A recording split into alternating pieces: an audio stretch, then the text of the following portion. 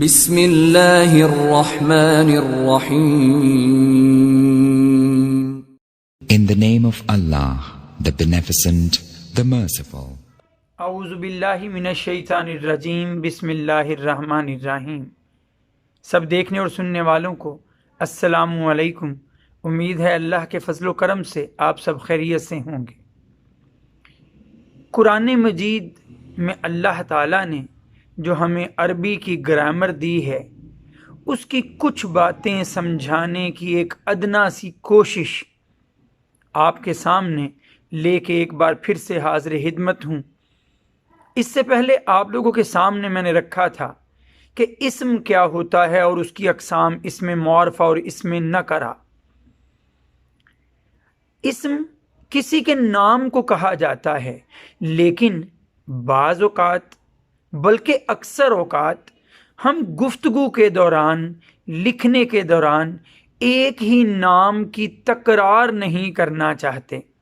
ہم نہیں چاہتے کہ نام ہی بار بار استعمال کریں، تو ہم کیا کرتے ہیں، اس نام کی جگہ کچھ الفاظ استعمال کر لیتے ہیں.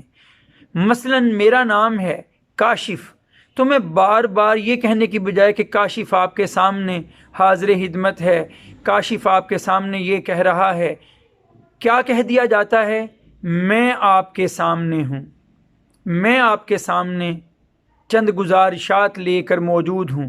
تو اپنے نام کی جگہ لفظ بول دیتا ہوں میں. اس طرح سے ہم بعض کا سامنے والے کے لیے لفظ بول دیتے ہیں تم یا آپ. اسی طرح کسی غیر حاضر کے لیے ہم لفظ بول دیتے ہیں وہ یا اس. تو یہ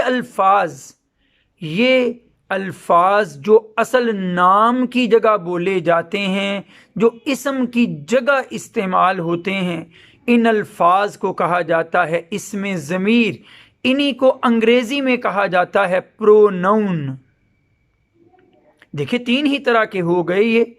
ایک خود بات کرنے والا اپنے لیے لفظ بولے، متکلم یعنی بات کرنے والا اگر اپنے لیے لفظ بولے میں یا ہم، عربی میں کہے میں کے لیے انا اور ہم کے لیے کہے نحنو، تو پھر یہ ہوں گے پروناؤنس، اسم ضمیر، اور انہیں کہا جاتا ہے انگریزی میں فرسٹ پرسن. اسی طرح سامنے والے کے لیے جو حاضر ہے ہمارے سامنے، اس کے لیے جو لفظ بولا جاتا ہے اردو زبان میں تو، تم یا آپ، انگریزی میں یو، اس کو کہا جاتا ہے سیکنڈ پرسن. اور تیسرا جس کے بارے میں بات ہو، ایک تو ہو گئے بات کرنے والے متکلم، ایک جس کے ساتھ بات کی گئی وہ حاضر، اور ایک جس کے بارے میں جو موجود نہیں سامنے، تو وہ ہوگا تھرڈ پرسن یعنی غائب کا صیغہ. جیسے وہ، اس، انہوں، یہ الفاظ جو بولے جاتے ہیں. اب اگر میں مزید تھوڑی سی ڈیٹیل میں جاؤں تو عربی زبان میں ضمیر استعمال کے اعتبار سے دو طرح کی ہیں، دو ان کی اقسام ہیں. ایک ہے ضمیر متصل. متصل کا مطلب جڑا ہوا، وہ اسم ضمیر جو اصل لفظ کے ساتھ جڑے ہوئے آئیں، الگ سے نہ لکھے جائیں بلکہ اصل لفظ کے ساتھ جڑے ہوئے ہوں، وہ ضمیر متصل. اور دوسرے وہ ضمیر منفصل، وہ ضمیر جو الگ لکھی جاتی ہے. منفصل کا مطلب ہی ہوتا ہے فاصلے سے، یعنی جو فاصلے پر لکھی جاتی ہے، اصل لفظ سے ہٹ کر الگ سے استعمال ہوتی ہے، اسے اس میں ضمیر منفصل کہا جاتا ہے.